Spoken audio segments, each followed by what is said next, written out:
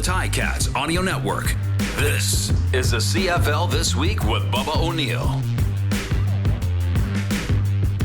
Football in the middle of June. What a concept. As for the first time since 2019, the CFL will play a full 18-game regular season schedule, and we here at the CFL This Week are here to dissect Week 1 with the most opinionated, knowledgeable, and sometimes controversial analysts the game has to offer. This is the CFL This Week. I'm your Ticats Audio Network host, Bubba O'Neil. On the podcast this week, he was the voice of the Saskatchewan Rough Riders for over 20 seasons.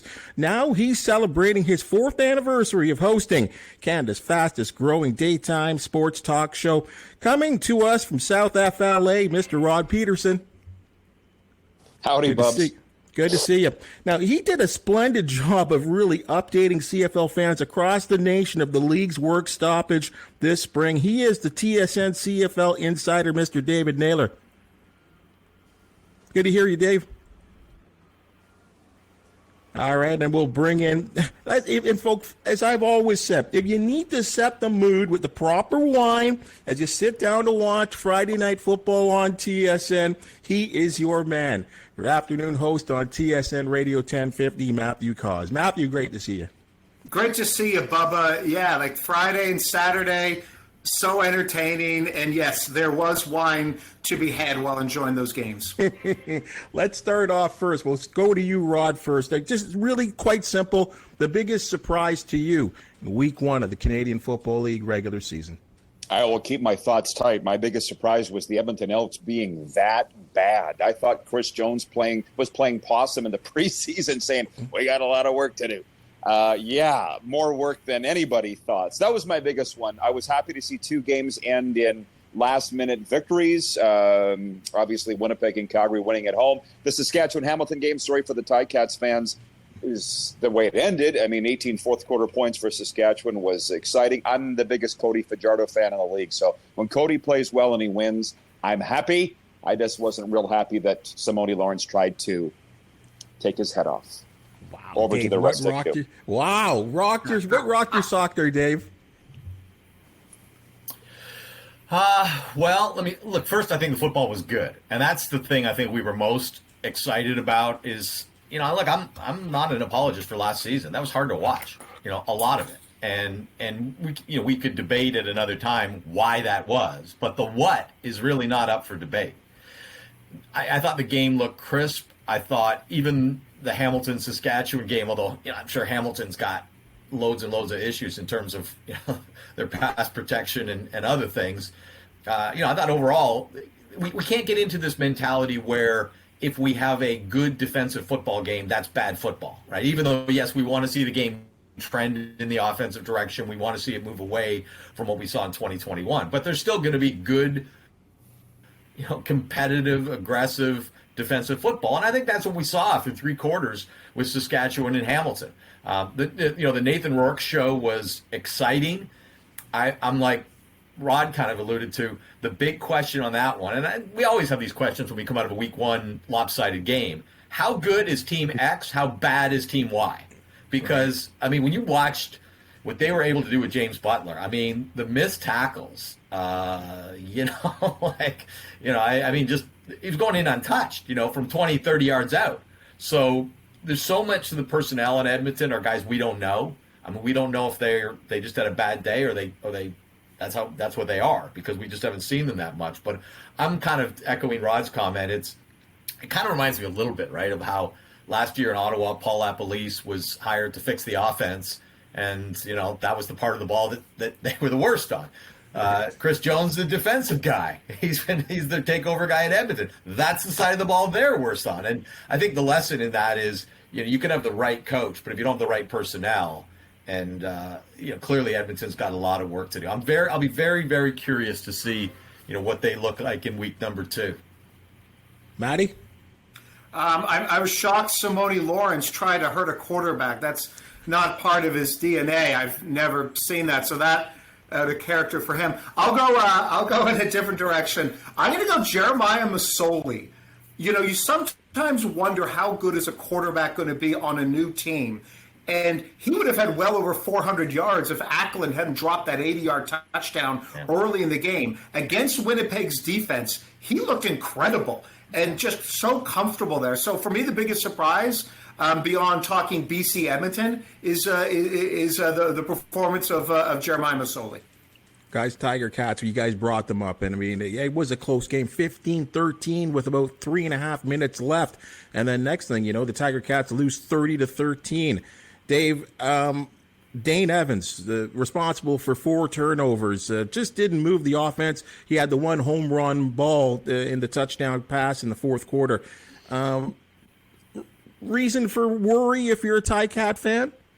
Yeah, I think a little bit because, look, let's be honest, that's the type of game that, you know, if you were doing the 1-1A thing like Hamilton has done the last few years with Jeremiah Masoli and Dane Evans, we would have seen Jeremiah Masoli in that game, right? Like, you know, that's where he starts the second half, or he comes in for the final series of the second quarter. They didn't have that ability to go to the bench, and they've been doing that, you know, for pretty much 2 seasons. That, hey, this guy's our starter. If he's not feeling it, we can go there. They can't go there anymore. Right? They can, I guess. Matthew Schultz played the very end of the game, but I don't think anyone thinks the Ticats are going to ride Matthew Schultz, you know, through the season. He turned the ball over too.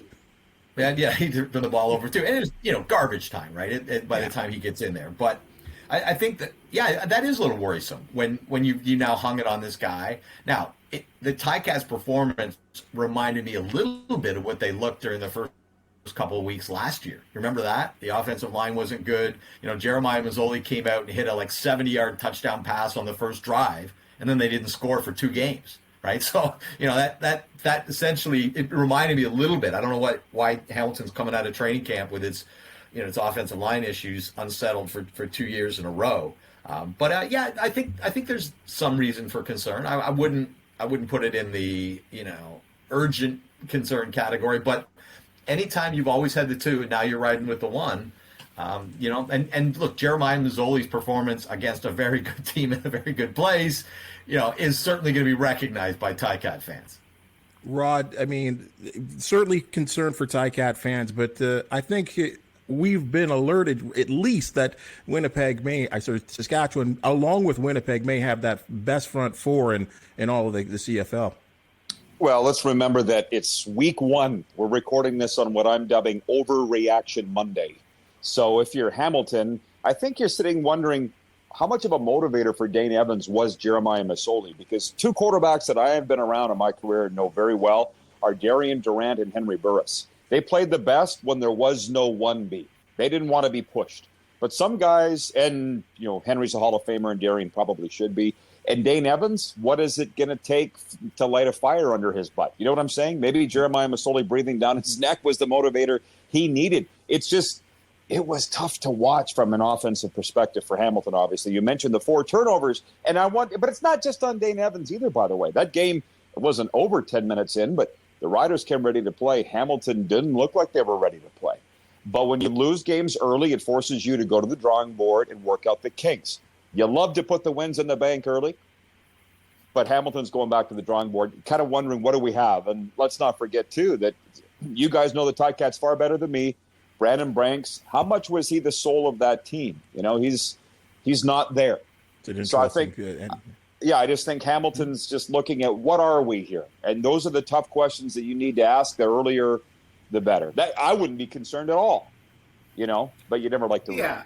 It's one game in, and Rod, how dare you talk about overreaction later today? Why Nathan Rourke, the MOP's already decided, and now everyone's fighting for second place. The one thing I wonder about that Hamilton game is 8 sacks allowed, 6 were on Dane Evans. How many of that was just poor play by the tackles, and how much of that is Dane Evans and his inability to escape pressure or pocket awareness? I think I got to rewatch the game because it was an ugly game, and I just wonder how much to put on the quarterback and how much to put on the offensive line.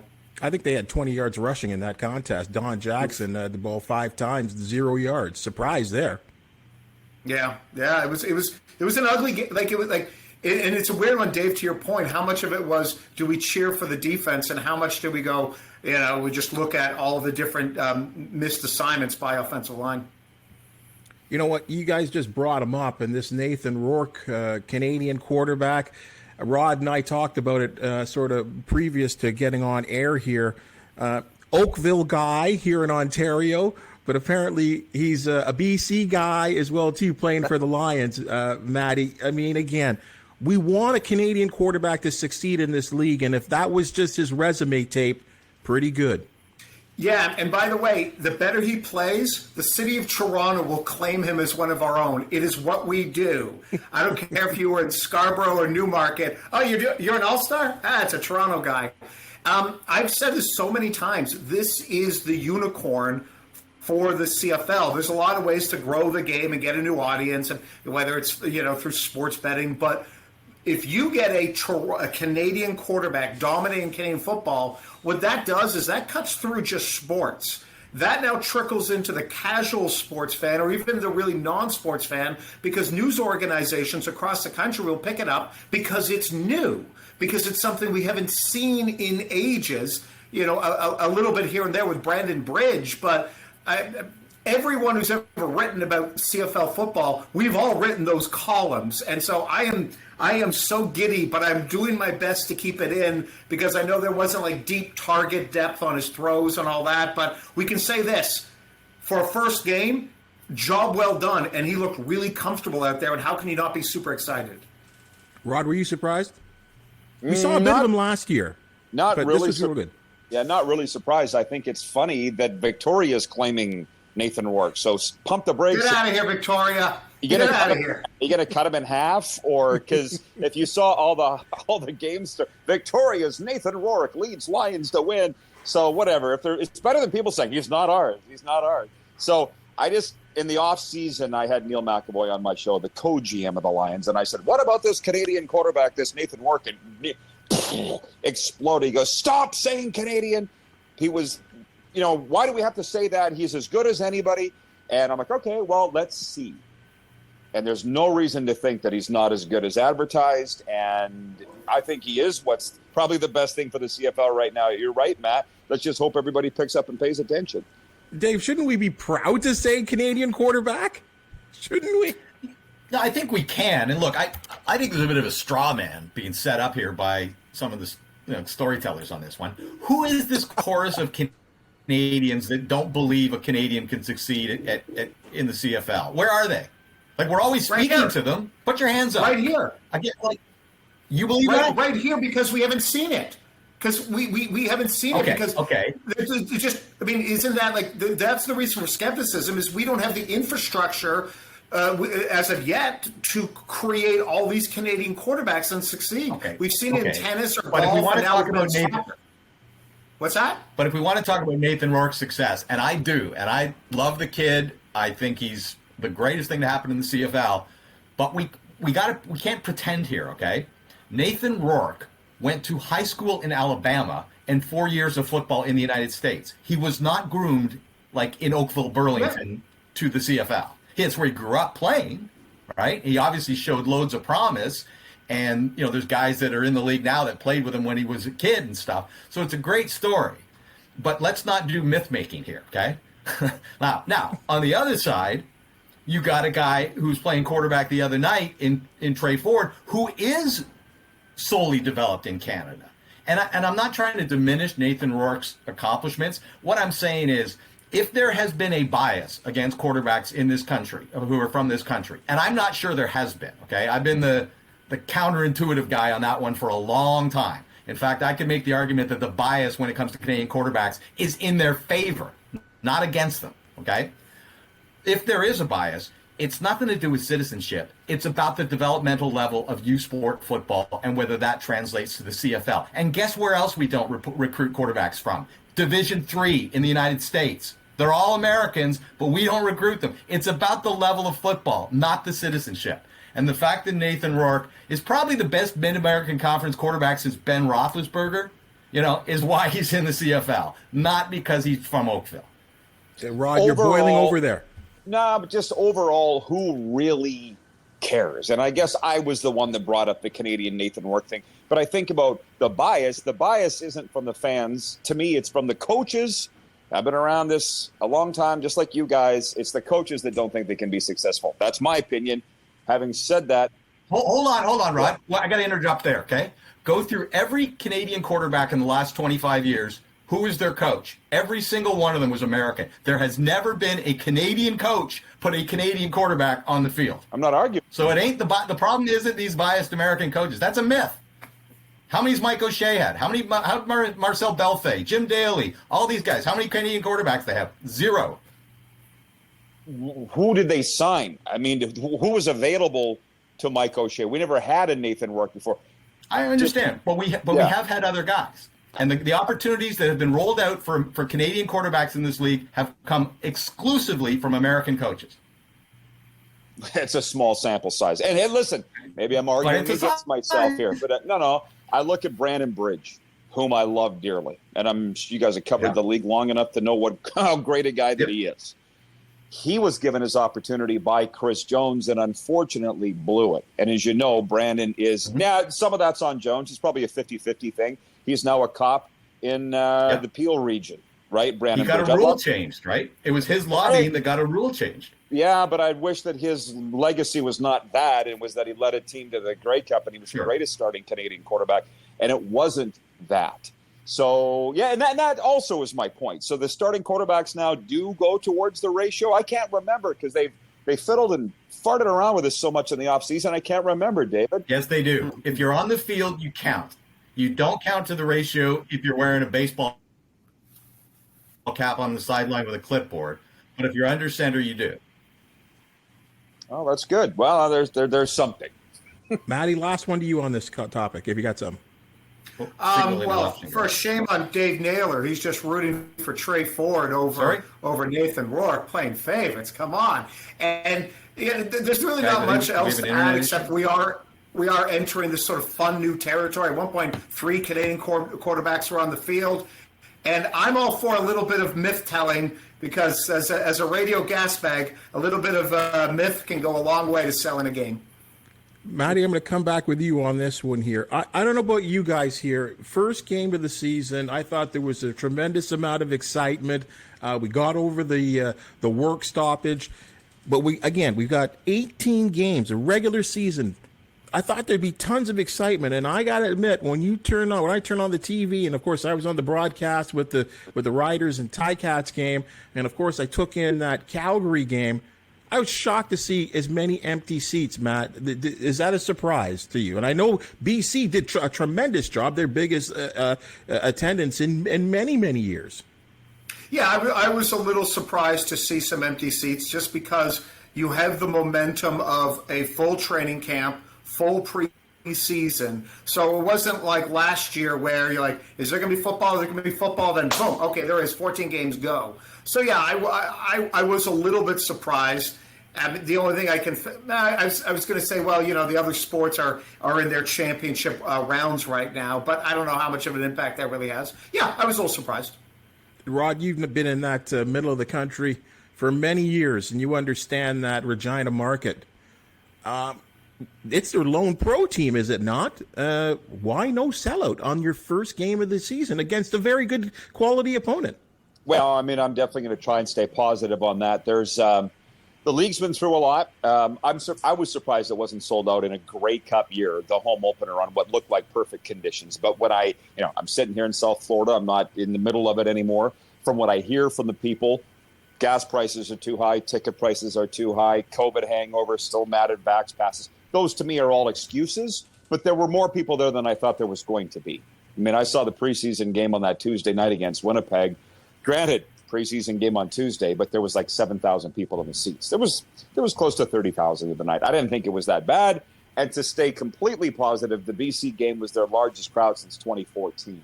And I just look at the two guys that are running Edmonton and BC, marketing people. Or, Amar Dolman seems to know marketing. Victor Cui is a marketer, and those were the biggest crowds are. So maybe the rest of the CFL should look at what those markets are doing because, again, sticking on the positive, I thought that looked pretty good. Dave, reason for negativity or positivity here from week one? You talking about attendance? You got it. Yeah, I think we're all really impressed by what happened in Vancouver. And, depending on what rolls out in Toronto and Montreal over the course of the season, there's going to be a lot of sort of directional pointing at, well, what about that? Look what happens when you spend money. Look at what happens when you go big time. And there's always an investment on those things, but it has to be sustainable. We've seen a lot of big nights in the CFL, and it's got to be sustainable, and we'll wait and see. But overall, this one thing we learned: the CFL is a bums in seats league, right? And attendance matters, and the demographics matter, because even if you've got a stadium full of people in their 50s right now, that means in 10 years a bunch of them aren't going to be at your games, right? And I think we're past the point of debating the demographic question about the CFL. If you talk to the teams, if you talk to the league, if you ask them what their research shows, if they showed you what your research shows, they are well aware they have a age-related demographic challenge. That is not imaginary. That's not up for debate. That's a real issue. So, and that ultimately translates into attendance. I don't think there's reasons for alarm bells. I don't understand why the crowd in Saskatchewan wasn't better. Again, I don't anticipate there's going to be a great crowd in Toronto this week, so we'll probably be talking about this, again at some point. But as long as the lifeblood of this league is bums in seats, and as long as this league has a challenge, attracting younger fans, and I think what we saw in BC, Farhan and I had a long conversation yesterday afternoon, him just gushing about the experience, talking about what it was like to be there, talking about the impression that would make on kids. Just from the event, the buzz, all of it, that's all good news. But I don't think we're going to solve this challenge, which is, I think, an enormous challenge for the CFL. Frankly, we're not going to solve it in 1 week. Matt, you're about to explode. One other little thought: the idea of trying to get to grow to a younger audience. There's another sport that's been dealing with that for the last couple decades, and they've been playing for over 200 years. Major League Baseball. So this is an issue that happens to a lot of leagues. Okay, well, here's one more thing, guys, before we split. I saw the commissioner doing a lot of chatting this week, maybe at least 3-4 places. And he's talking about a 10th team, and we're talking about attendance. Matt, should we be taking care of what's existing over really, talking about and boasting about this 10th franchise that's coming that I keep hearing about, that I haven't seen anything yet? For me, it's one of the more frustrating issues, because we all want it. We want it because 9 looks weird, and everyone has 17 bye weeks. And, if you want Canada to be truly coast to coast, I crave that 10th team. I would put so many resources into. Here's what I would do. I would put all the resources into this, that they've done, and continue for another couple, maybe for another year. And at that point, if they can't get it done, then move on. Because we've talked about it for so long that it gets frustrating. You either find a way to get it done in the next calendar year, or you just go, you know what, we can't do it, and maybe we explore other markets. But I think it'd be so critical for the league to get that 10th team. Dave, do we need a team in the East? We need a 10th team for all kinds of reasons. I think Atlantic Canada is the best shot, but I think the league is kind of resetting itself there, relaunched, you might say, to that effort. I think it really got truncated by the pandemic. But you just look at this week. You got 8 teams that are playing, and 1 that's sitting on the sideline. And if you had a 10th team, you can create 25% more inventory every week with your games. 5 versus 4 is 25% more by adding one team. So you get one of these situations where by adding a team, you kind of get the 1 + 1 = 3, right? If you know what I mean. You're getting more than the effect of having those games. And I just tweeted this morning is, look at BC, right? What are we all talking about? Nathan Rourke, the big crowd, all of the buzz in Vancouver. Oh, what do we get to look forward to this week? A bye in week 2. Right? It's just, it lengthens the season out. We wouldn't need 3 bye weeks if we had a 10th team. For football reasons, there's all kinds of reasons to do this. Business-wise is a different case, but because you're going to split the TV money an extra way. But football-wise, I think there's a really compelling reason for the CFL to get to an even number of teams. On that note, guys, I got to run. I got another meeting I got to get to. Great doing this after week 1. Look forward to doing it again. Everybody have a great day and a great week. Thanks, Dave. See ya. Rod, you offer a real interesting perspective in the fact that you're in South Florida and you understand the league in that sense, and you still watch the league and feel close to it. Would in the United States, does it matter if they have to have 10 teams? Would they identify, would the American viewers and the Canadians that are down there really identify with having a team out east? Or does it matter? To the Americans, it doesn't. I mean, they're watching CFL football. Believe me, like down here, there's a lot of CFL alumni. I could name the guys that I'm in touch with: Drew Willie, Corey Sheets, John Chick, Matt DeBuck, coaches high school football in Fort Lauderdale, former Argo and Blue Bomber. They're very in tune to what's going on with the CFL and watching every game. We got a little group chat, little group text, and so there's that. But that's just football people. To the average football fan in America, they don't care. The thing with I'm with Matt. I wouldn't even give it a year. I'm kind of over talking about it now because those guys that are in Halifax right now with the Schooners, what are they calling themselves? Atlantic Entertainment, whatever it is. I don't even know. AEG, I think, Atlantic Entertainment Group. I don't know. I know those guys really well. I know they're following what I'm doing because we can see it now in the digital age. They're all sitting there. They're waiting to get a team. But I've said, instead of sitting on your hands, because I don't think you're ever going to get a stadium in Halifax. They don't want it in Halifax. The citizens don't want the new stadium. Go in Moncton now. You got a beautiful stadium at the University of Moncton. I've been there for Touchdown Atlantic in 2019. Let's go.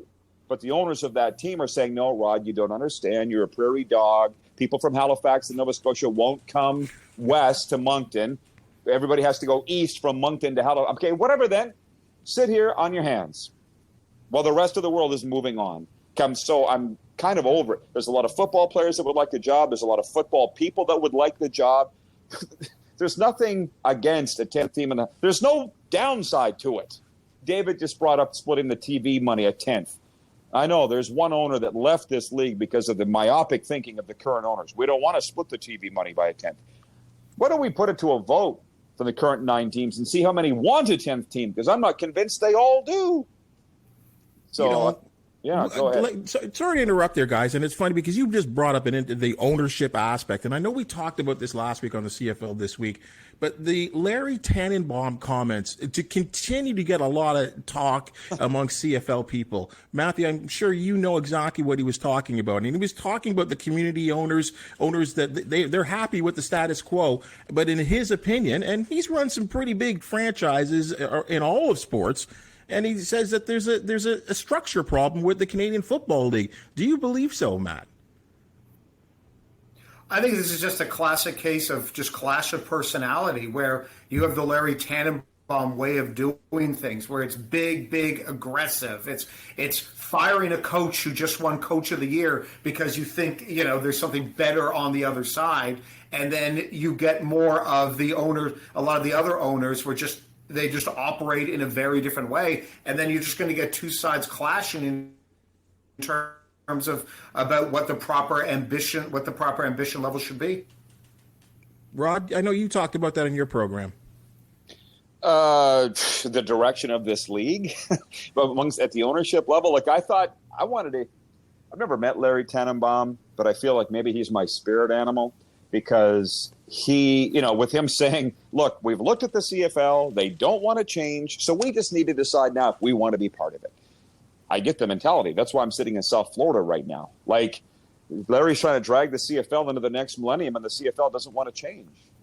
So, I mean, there's a lot of red flags. I'm sorry. I know we're sitting here on Ticats Audio Network talking about this, but the fact that a lot of the league doesn't want to change, we look at that CBA and they say we have no projected revenue increase for 5 years. That's what they told the players. That's some scary stuff right there. You don't think a 10th team wouldn't add to merchandise sales and rising tide floats all boats? The fact that anybody wouldn't want to expand this league scares the bejeepers out of me. And there'd just be more TV games. To Naylor's point before, there's more inventory. There's more eyeballs. It makes it almost angers me as much as me getting to see palm trees behind Rod there. And I wish I had palm trees behind me. So that angers me. But I want this 10th team. Well, hold on a second, Matt. It wasn't all that long ago you were posting pictures on Instagram of you with a glass of wine and palm trees behind you. So what are you talking about? I'm greedy. I'm back in Toronto. I'm at Agent Court. I'm McCowan in the 401. There's no palm trees to be had. There's just skyscrapers and cranes. But just continuing on our point here, and we'll wrap up on this question here. Why hasn't it happened then? Why haven't we got this team out east? Because you're right. I've seen these prototypes and of what the uniforms are going to look like, what the logo is going to look like. I've seen parties. We parties at Grey Cup at the Grey Cup week. There's the Eastern guys out there. Why hasn't it happened already? Money. Well, yes. Yes, it's for sure, but it's a chicken and the egg thing. They won't put a team there until they have a stadium, and they won't get a stadium until they have a team committed. And neither one has happened yet. That's what I think that it is. I mean, to be honest with you, 2018 Grey Cup, I was in the room, huge party in Edmonton where they had all the owners, Anthony LeBlanc, Bruce Bowser, Gary Drummond. The commissioner was on stage, and they brought in these cheerleaders in purple and silver outfits. I was there, guys. Let's welcome the Atlantic Schooners. Huge party till all hours of the morning. I left early. But we're sitting here, it's now 2022, there's still no team. And I remember a couple summers after that announcement, I was on the tee box at a golf course, and this marshal goes, well, when's Halifax going to be playing? Because they got their team, right? They were granted a team. I'm like, no, they weren't. They fooled you. And that's the thing why I think a lot of the CFL leaders don't like me, because I prefer to be real, and I'm going to call them on their stuff. That was all a big splashy hocus pocus Chris Angel Vegas thing. And to be honest, I kind of checked out at that point because I'm like, you guys can't be real about it. So why is it? They're waiting for the ideal situation, which is a new stadium in Halifax to happen. It's a 2-year build because I saw it in Saskatchewan from the moment the first shovel hits the ground to playing in it.